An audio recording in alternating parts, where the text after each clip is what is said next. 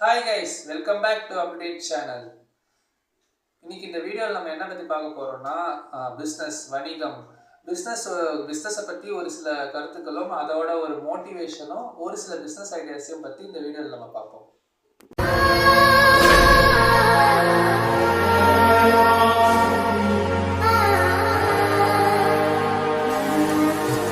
Business வணிகம் எல்லாருக்குமே business பண்ணணும்னு ஆசை இருக்கும்.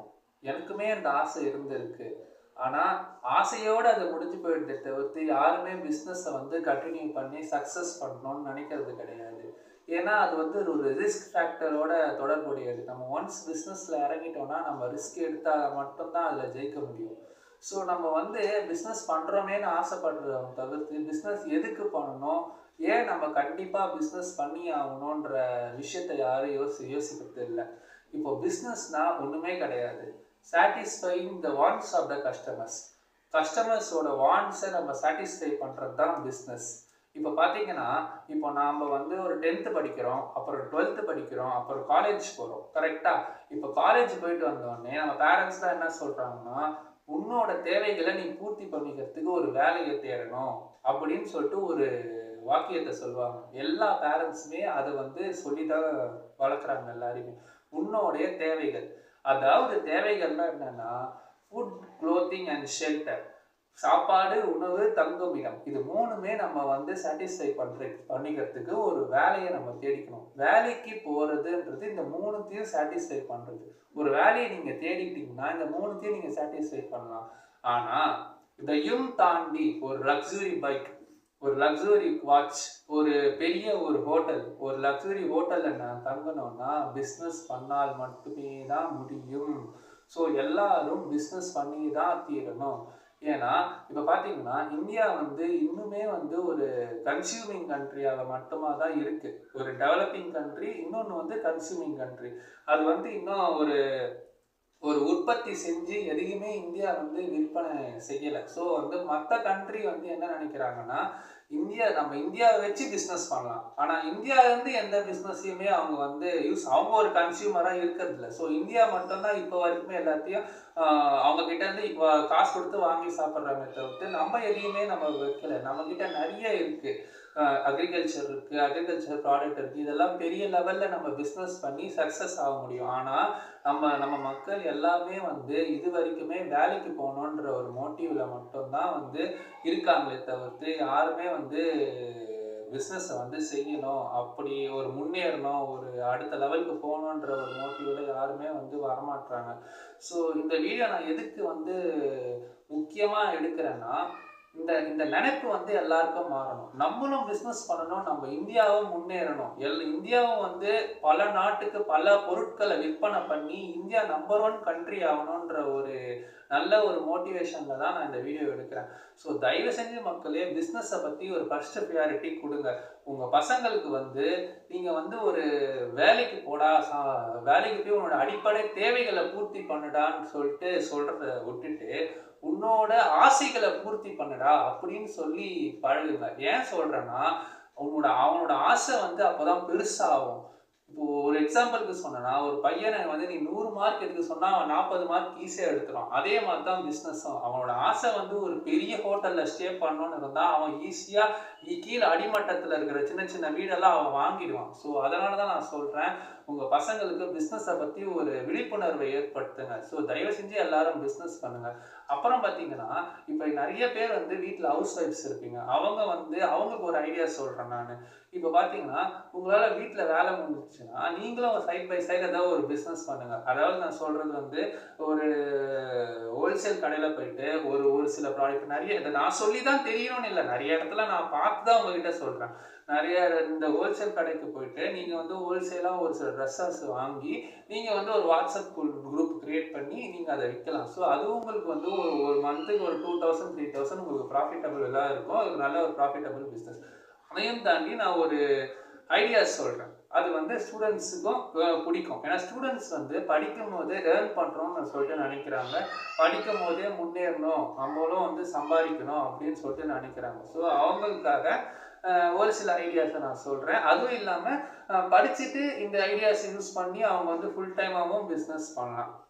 இப்போ பார்த்தீங்கன்னா, இப்போ ஒரு கடையில போயிட்டு நம்ம க்ளோத்ஸ் வாங்குறோம். ஃபர்ஸ்ட்டு வந்து கஸ்டமைஸ் க்ளோத்ஸ். அது என்னன்னா, உங்களுக்கு ஈஸியா சொல்றேன் பாருங்க. இப்போ ஒரு கடையில போயிட்டு நம்ம க்ளோத்ஸ் வாங்குறோம். ஆனா வந்து அத நம்ம வந்து அப்புறம் ஸ்டிட்ச் பண்றோம். அப்புறம் அத வந்து இது பண்றோம். இது நெறைய சார்ஜஸ் ஆகுதா? அப்பயுமே போயிட்டு நீங்க கடையில போயிட்டு உங்களுக்கு பிடிச்ச க்ளோத்ஸ நீங்க வாங்க மாட்றோம்.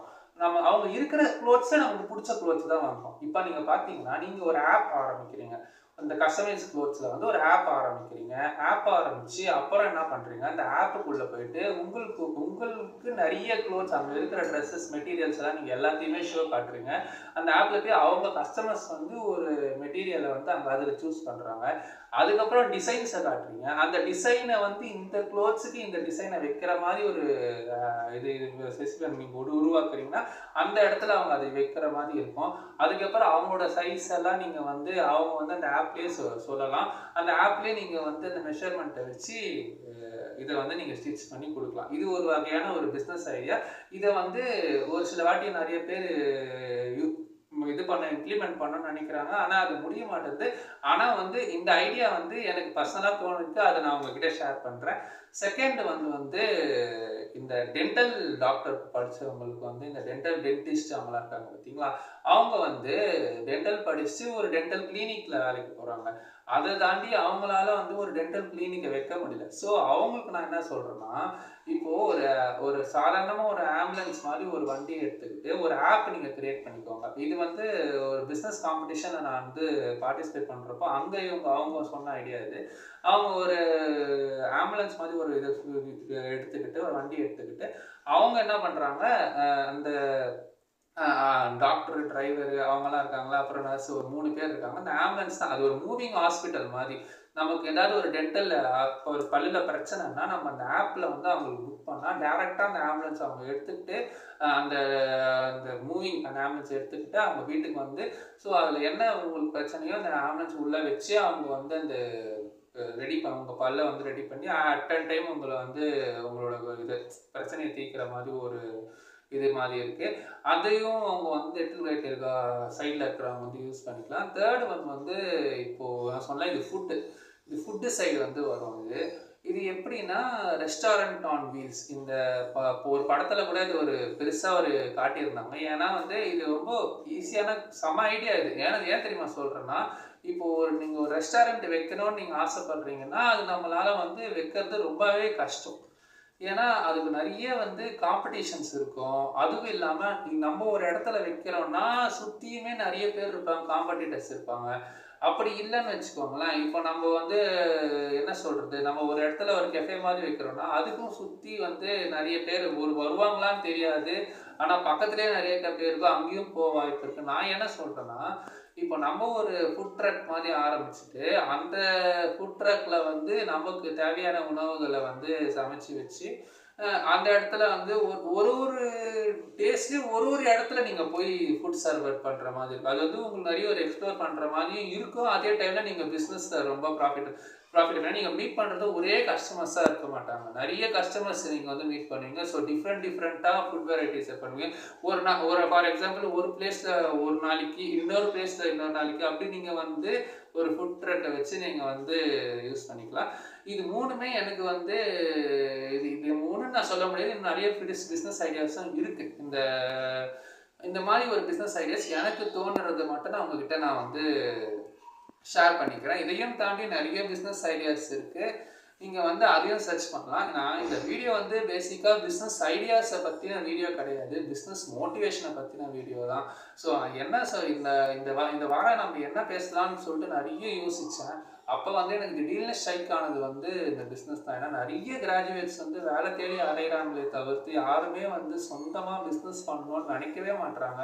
எல்லாருமே வந்து ஒரு கம்பெனியில் போய் நைட் ஷிஃப்ட், டே ஷிஃப்ட், பகல் நைட்டுன்னு சொல்லிட்டு ரொம்ப கஷ்டப்படுறதா ஆசைப்படுறாங்களே தவிர்த்து அவங்க வந்து யாருக்குமே சம்பளம் கொடுக்கணும், நம்ம வந்து மற்றவங்களுக்கு சம்பளம் கொடுக்கணும்னு சொல்லிட்டு நினைக்கவே மாட்டுறாங்க. ஸோ இந்த யங்ஸ்டர்ஸ்க்கெல்லாம் இந்த ஒரு தாட் வரணும், நம்மளும் 4 பேர் சம்பளம் கொடுக்கணும், நம்மளும் வந்து ஒரு பெரிய ஆள் ஆகணும், நம்மளும் ஒரு லக்ஸுரி மேன் ஆகணும்னு சொல்லிட்டு ஒரு தாட் வந்தால் தான் இந்தியாவும் அடுத்த லெவலுக்கு போக முடியும். ஸோ தயவு செஞ்சு எல்லாரும் பிஸ்னஸ் பண்ணுங்கள். முக்கியமாக இந்த பிஸ்னஸ் பண்ணணும்னு ஆசைப்படுறவங்களுக்கு வந்து நான் சொல்கிற விஷயம் என்னென்னா, in business you can either be discuss or decide. நீங்கள் டிஸ்கஸும் டிசைடையும் ஒன்றாவே பண்ண முடியாது. நீங்கள் யார்கிட்டயாவது ஒரு விஷயத்தை பற்றி டிஸ்கஸ் பண்ணீங்கன்னா அந்த விஷயத்தில் இருக்கிற எந்த ஒரு டிசிஷனும் நீங்கள் எடுக்க முடியாது. இப்போ நீங்கள் டிசிஷன் எடுக்கணும்னு ஆசைப்பட்டீங்கன்னா நீங்கள் டிசிஷன் எடுங்க, தயவு செஞ்சு டிஸ்கஸ் பண்ணாதீங்க. டிஸ்கஸ் பண்ணீங்கன்னா உங்களால் கண்டிப்பாக பிஸ்னஸ் பண்ண முடியாது. டிஸ்கஷன்லேயே இருந்து கடைசியில் வேலைக்கு தான் போவீங்க. ஸோ தயவு செஞ்சு இந்த வீடியோ பார்த்துட்டு உங்களுக்கு ஒரு பிஸ்னஸ் தாட் வரும்னு சொல்லிட்டு நான் நம்புகிறேன். ஸோ எல்லாரும் வந்து பிஸ்னஸ் பண்ணுங்கள், அட்லீஸ்ட் பிஸ்னஸ் பண்ணுறதுக்கான முயற்சியாக எடுங்க.